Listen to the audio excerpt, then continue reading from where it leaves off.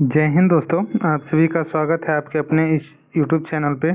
दोस्तों, आज के इस वीडियो में हम सब देखेंगे एडुटेरिया के द्वारा जो ये 7500 प्लस एडुटेरिया द्वारा 7500 प्लस प्रश्नों का संग्रह वाला जो प्रैक्टिस सेट मार्केट में आया हुआ है, इसका सेट नंबर 6 देखेंगे आज के इस वीडियो में।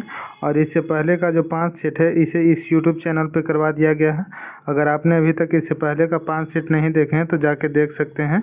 और अगर आपने अभी तक इस चैनल को सब्सक्राइब नहीं किया है दोस्तों, तो प्लीज़ चैनल को सब्सक्राइब कर लीजिए, क्योंकि इस चैनल पे जीके जीएस से रिलेटेड महत्वपूर्ण प्रश्नों का वीडियो करवाया जाता है। और वीडियो अच्छा लगता है तो उसे लाइक करिएगा और अपने दोस्तों में ज़्यादा से ज़्यादा शेयर कीजिएगा। तो आइए बारी बारी से इसके सारे प्रश्नों को देखते हैं सेट नंबर 6 के। और इसके जितने भी प्रश्न हैं, आप चाहे जिस किसी भी एग्ज़ाम का तैयारी कर रहे हैं, बीपीएससी, बिहार दरोगा, बिहार पुलिस, बीपीएससी शिक्षक, तो सभी एग्ज़ाम के लिए महत्वपूर्ण है, क्योंकि इसके जितने भी प्रश्न हैं सारे प्रश्न एनसीईआरटी पे आधारित है। और इस एक सेट में टोटल 50 प्रश्न रहता है, तो सभी प्रश्न जो है एनसीईआरटी पे आधारित है। तो इसलिए वीडियो को लास्ट तक देखिएगा, क्योंकि सारे प्रश्न महत्वपूर्ण हैं। तो आइए, पहला प्रश्न क्या कह रहा है, निम्नलिखित ऐतिहासिक स्थलों पर विचार करने के लिए बोल रहा है। और बोल रहा है कि उपयुक्त स्थलों में से कौन सा भित्ति चित्रकला के लिए जाना जाता है। भित्ति चित्रकला के लिए लोपाक्षी मंदिर जाना जाता है, सांची स्तूप जो है ये नहीं जाना जाता, अजंता गुफा जाना जाता है, लोरा गुफा भी जाना जाता है, बाघ गुफा भी जाना जाता है। यानी कि पहला, तीसरा, चौथा, पांचवा, पहला, तीसरा, चौथा, पांचवा बी ऑप्शन में है, इसलिए बी ऑप्शन जो है सही हो जाएगा। आर्य मंजूश्री मूल कल्प जो है निम्नलिखित में से किससे संबंधित है। आर्य मंजूश्री मूल कल्प जो है ये किससे संबंधित है, तो इसका सही आंसर हो जाएगा, ये संबंधित है महायान से, महायान से संबंधित है, यानी ये ऑप्शन सही हो जाएगा। शकों पर विजयोपरांत चंद्रगुप्त द्वितीय ने निम्नलिखित में से किस धातु के सिक्के प्रचलित किए थे, तो इन्होंने जो है चांदी के सिक्के प्रचलित किए थे, बी ऑप्शन सही हो जाएगा। चौथा नंबर प्रश्न है, यहाँ पे देखिए कोट में दिया गया है, बोल रहा है कि सिकंदर लोदी के बारे में निम्नलिखित में से कौन सा कथन सही नहीं है। सिकंदर लोदी के बारे में कौन सा कथन सही नहीं है और गलत है, यानी कि, और नीचे दिए गए कोट का सही उत्तर चुनिए। तो इसमें से जो है चौथा का गलत है, ये हो जाएगा सिकंदर लोदी दिल्ली सल्तनत का अंतिम सुल्तान था, यही गलत हो जाएगा। तो इसका जो आंसर हो जाएगा 4 का, ये सी नंबर ऑप्शन सही हो जाएगा। बाकी सिकंदर लोदी ने भूमि माप के लिए एक पैमाना गज ए सिकंदरी की शुरुआत किया था, ये सही है। सिकंदर लोदी जो है गुजरात के महमूद बेगड़ा और राणा सांगा के समकालीन थे, ये भी सही है। और उसने जो है मुस्लिम महिलाओं को साधु संतों की कब्रों पर जाने पर प्रतिबंध लगा दिया था, चौथा नंबर भी सही हो जाएगा। तो 4 का जो है ये सही ऑप्शन सी निकल जाएगा, क्योंकि सी गलत है और क्वेश्चन में जो गलत है उसके बारे में पूछ रहा था। विजयनगर साम्राज्य के प्रांतों को क्या कहा जाता था। विजयनगर साम्राज्य के प्रांतों को कहा जाता था, क्या ये बताना है, तो इसे मंडल कहा जाता था, मंडल, ये ऑप्शन सही हो जाएगा। दिल्ली का वह सुल्तान जिसने अपने संस्मरण यानी कि मेमियोर लिखे थे, जिन्होंने अपने संस्मरण लिखे थे, उनका क्या नाम हो जाएगा, तो उनका नाम हो जाएगा फिरोज तुगलक, डी ऑप्शन सही है। आगे बढ़ते हैं, 7 नंबर है, राजा शशांक जिसके खिलाफ हर्षवर्धन ने युद्ध की घोषणा की थी, वह किस साम्राज्य का शासक था। राजा शशांक जिसके खिलाफ हर्षवर्धन ने युद्ध की घोषणा किया था, वह किस साम्राज्य का शासक था, तो वो जो था गौड़ साम्राज्य का शासक था, यानी कि ये ऑप्शन सही हो जाएगा, गौड़। 8 नंबर प्रश्न है, निम्न में से किसने लिच्छवी राजवंश की राजकुमारी से विवाह किया था। लिच्छवी राजकुमारी से किसने विवाह किया था, तो उसका नाम हो जाएगा चंद्रगुप्त, डी ऑप्शन 8 का सही हो जाएगा। 9 नंबर है, नदी डेल्टा के संदर्भ में निम्नलिखित कथनों में से कौन से कथन सत्य नहीं है, यानी कि गलत है, और सही उत्तर का चयन करने के लिए बोल रहा। तो गलत जो है, नील नदी का डेल्टा विश्व का सबसे बड़ा डेल्टा है, ये गलत है, तो इसका सी ऑप्शन सही हो जाएगा। बाकी एक डेल्टा का निर्माण तब होता है जब एक नदी धीमी गति बहने वाले जल जैसे समुद्र या झील से मिलती है, ठीक ना। डेल्टा का निर्माण कैसे होता है ये दिया गया है, लेकिन दूसरा पॉइंट जो है ये गलत है, इसलिए 9 का सी ऑप्शन सही हो जाएगा। 10 नंबर प्रश्न देखते हैं, चटगांव शस्त्रागार पर हमले के दौरान किस क्रांतिकारी महिला की मृत्यु हो गई थी। चटगांव शस्त्रागार पर हमले के दौरान जो है ये किस क्रांतिकारी महिला की मृत्यु हो गई थी, तो इसका सही आंसर हो जाएगा प्रीतिलता वाडेदार, ये ऑप्शन सही है। 11 नंबर है, स्वतंत्रता आंदोलन के क्रांतिकारी आतंकवादियों का पहला महत्वपूर्ण साहसिक कार्य बर्रा डकैती का स्थान कहाँ है? तो बर्रा डकैती का स्थान हो जाएगा पूर्वी बंगाल में है। सी ऑप्शन सही है। 12 नंबर है, 1765 ईस्वी में दीवानी प्रदान किए जाने के बाद ब्रिटिश सबसे पहले किस पर्वतीय जनजाति के संपर्क में आए थे? तो ये सबसे पहले खासी पर्वतीय जनजाति के संपर्क में आए थे। निम्नलिखित में से किस एक ने युद्ध के समय भारत की रक्षा के कानून के प्रावधानों को, जिसे वर्ष 1915 में पंजाब में गदर विरुद्ध प्रयोग किया गया था, अशांति के समय भी जारी रखना चाहा था? तो उसका नाम क्या हो जाएगा? तो लॉर्ड हार्डिंग द्वितीय हो जाएगा। 13 का सी ऑप्शन सही है। 14 नंबर है, महात्मा गांधी द्वारा 1940 में प्रारंभ किए गए व्यक्तिगत सत्याग्रह के तीसरे सत्याग्रही कौन थे? तो इसका तीसरे सत्याग्रही जो थे ये ब्रह्मदत्त थे। ब्रह्मदत्त तीसरे सत्याग्रही हो जाएगा। और वही क्वेश्चन पूछेगा, महात्मा गांधी मतलब व्यक्तिगत सत्याग्रह कब शुरू हुआ था? तो 1940 में। और पूछेगा किसके द्वारा? तो महात्मा गांधी के द्वारा हो जाएगा। 15 नंबर है, वर्ष 1932 ईस्वी में निम्नलिखित में से एक आदेश पारित करके अखिल भारतीय कांग्रेस समिति को गैर कानूनी करार दे दिया गया था। वह कौन सा आदेश था? तो उस आदेश का नाम हो जाएगा गैर कानूनी संघाध्यादेश लाया गया था। इसी के तहत 1932 ईस्वी में जो है अखिल भारतीय कांग्रेस समिति को गैर कानूनी करार दे दिया गया था। यानी कि 15 का ए हो जाएगा। 16 नंबर है, 73वां संविधान संशोधन कब लागू हुआ था? तो ये लागू हुआ था 24 अप्रैल 1993 ईस्वी को। भारतीय संविधान में प्रस्तावना में कितने प्रकार की समानता का उल्लेख किया गया है? तो इसमें टोटल 2 प्रकार की समानता का उल्लेख किया गया है प्रस्तावना में। राष्ट्रपति उम्मीदवार को प्रचार हेतु समानता कितना समय मिलता है? राष्ट्रपति के उम्मीदवार जो होते हैं उनको प्रचार करने के लिए कितना समय मिलता है? 18 नंबर, तो उन्हें 2 सप्ताह का टाइम मिलता है।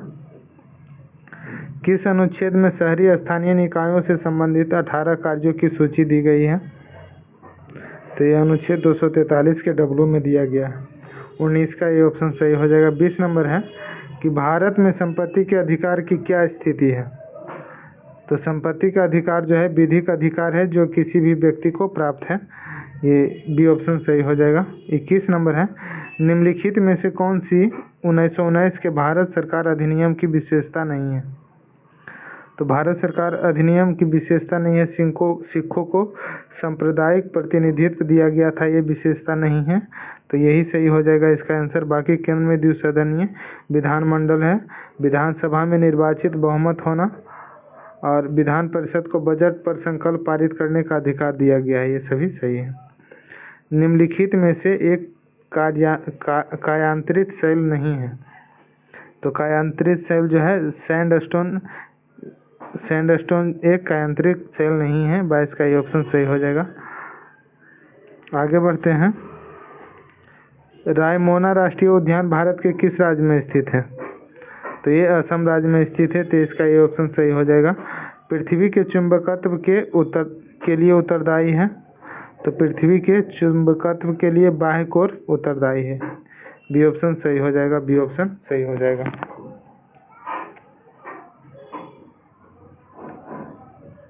निम्नलिखित पर विचार करने के लिए बोल रहा है 25 नंबर में। निम्नलिखित पर विचार कीजिए और बोल रहा है कि उपयुक्त बांधों में से कौन कृष्णा नदी पर स्थित है? तो कृष्णा नदी पे जो स्थित है उसका नाम बताना है। तो नागार्जुन सागर जो है ये कृष्णा नदी पे स्थित है, इडुक्की नहीं है। अलमाटी ये कृष्णा नदी पे स्थित है, अलमाटी, लेकिन अमरावती नहीं है। तो इसका पहला और तीसरा आंसर सही हो जाएगा। ये ऑप्शन में दिया गया है। 25 का ये ऑप्शन सही हो जाएगा। चलिए 26 नंबर देखते हैं। 26 नंबर क्या कह रहा? निम्न में से किसकी बीमा रैखिक संवेग की बीमा के समान होती है? तो ये आवेग का हो जाएगा। बी ऑप्शन सही है। एक तरंग के लिए आवर्तकाल द्वारा विभाजित तरंग दैर्ध्य किसके बराबर होता है? तो ये बराबर होता है तरंग वेग के, यानी कि 27 का सी ऑप्शन सही है। 28 नंबर प्रश्न है, वोल्टेज को स्थिर रखते हुए यदि अधिक लैंप को एक श्रृंखला परिपथ में रखा जाता है तो परिपथ के समग्र धारा पर क्या प्रभाव पड़ता है? तो ये घटता है, ये ऑप्शन सही है। निम्नलिखित में से कौन सा सजातीय युग्म है? ये सी जो हो जाएगा CH3CHO व CH3CHO जो है ये सजातीय युग्म है। 29 का सी ऑप्शन सही है। रदरफोर्ड का अल्फा कण प्रकीर्णन जो है रदरफोर्ड का अल्फा कण प्रकीर्णन प्रयोग जो है किसकी खोज के लिए उत्तरदायी है? तो ये परमाणु केंद्रक की खोज के लिए उत्तरदायी है। 30 का ये ऑप्शन सही हो जाएगा। 31 नंबर प्रश्न है, निम्नलिखित में से कौन सी धातु ठंडे जल के साथ हाइड्रोजन गैस निकालती है? कौन सी धातु जो है ठंडे जल के साथ हाइड्रोजन गैस को निकालती है? तो पोटेशियम इसका सही आंसर हो जाएगा 31 का। 32 नंबर है, पॉलीएक्रिलोनाइट्राइल का औद्योगिक स्तर पर क्या नाम है? तो ऑर्लोन एक्रिलेन जो है इसका औद्योगिक स्तर पे नाम है। फुफ्फुस गुहा में भरे तरल का क्या कार्य है? तो ये फुफ्फुस आवरण जो है को घर्षण मुक्त रखना इसका कार्य है। ये ऑप्शन सही हो जाएगा 33 का। उपास्थि निम्न में से किसमें नहीं पाई जाती है? उपास्थि जो है ये किसमें नहीं पाई जाती है ये बताना है आपको। 34 नंबर, तो ये ब्रिक में नहीं पाई जाती है, यानी कि सी ऑप्शन सही हो जाएगा। जीवों में आनुवांशिक विभिन्नताओं का मूल स्रोत होता है, तो जीवों में आनुवांशिक विभिन्नताओं का मूल स्रोत जो है ये लैंगिक जनन होता है, यानी कि सी ऑप्शन सही हो जाएगा।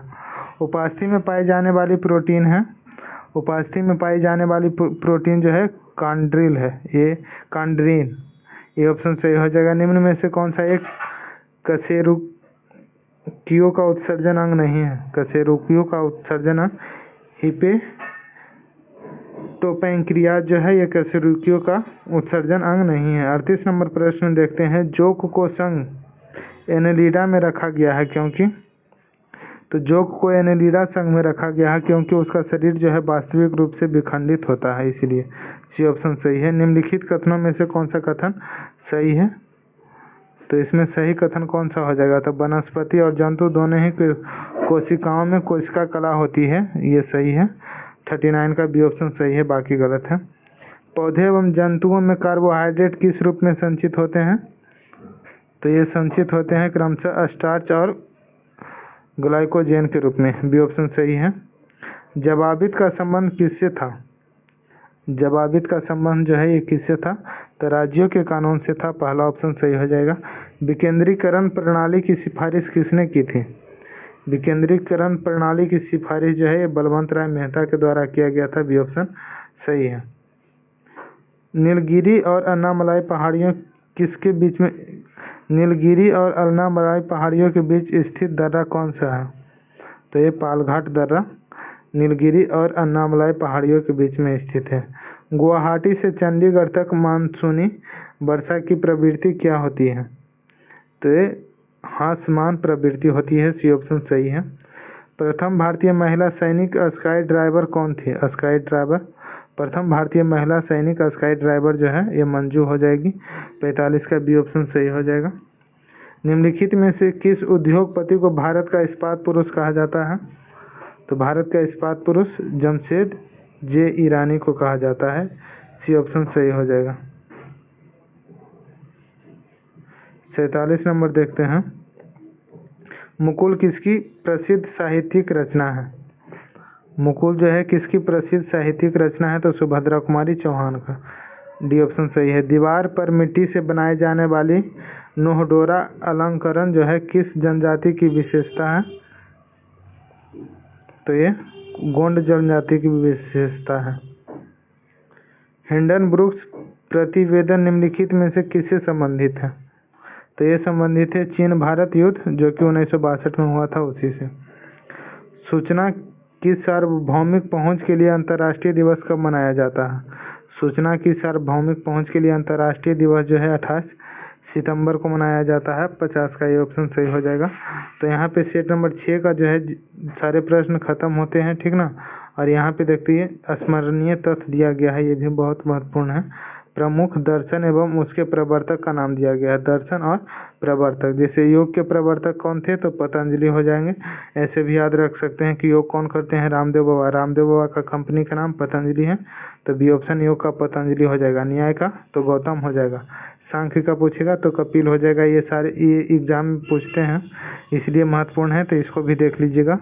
योग का पतंजलि, न्याय का हो जाएगा गौतम, सांख्य का हो जाएगा कपिल, और चाबर्क हो जाएगा, वैशेषिक का कनाद हो जाएगा, पूर्व मीमांसा का जैमिनी, और उत्तर मीमांसा का बादरायण। ठीक ना, तो सभी महत्वपूर्ण है। अब नीचे देखते हैं कि विभिन्न संप्रदाय एवं उनके संस्थापक दिए गए हैं। इधर संप्रदाय हैं और इधर संस्थापक। तो आजीवक संप्रदाय के संस्थापक कौन थे तो मखली पुत्र गोसाल थे। अनिश्चयवादी संप्रदाय के संस्थापक तो संजय बेट्ठली पुत्र हो जाएंगे। भौतिकवादी संप्रदाय के संस्थापक तो इधर हो जाएंगे पकुद कचायन, और अक्रियावादी संप्रदाय के संपादक हो जाएंगे पूरन कश्यप। तो यहाँ पे सेट नंबर 6 के सारे प्रश्न समाप्त होते हैं। और वीडियो कैसा लगा बताइएगा ज़रूर, और अच्छा लगा होगा तो इस वीडियो को लाइक कर दीजिएगा और इसे अपने दोस्तों या ग्रुप में ज़रूर शेयर कीजिएगा। और अगर आपने अभी तक इस चैनल को सब्सक्राइब नहीं किया साथियों तो प्लीज़ चैनल को सब्सक्राइब कर लीजिए, ताकि अगला कोई भी इन्फॉर्मेशन जो है आप तक सबसे पहले पहुँचे। और इस चैनल पे बिहार दरोगा का भी प्रैक्टिस करवाया जाता है, तो इसलिए नोटिफिकेशन पाने के लिए चैनल को सब्सक्राइब कर लीजिए। तो धन्यवाद दोस्तों, मिलते हैं अगले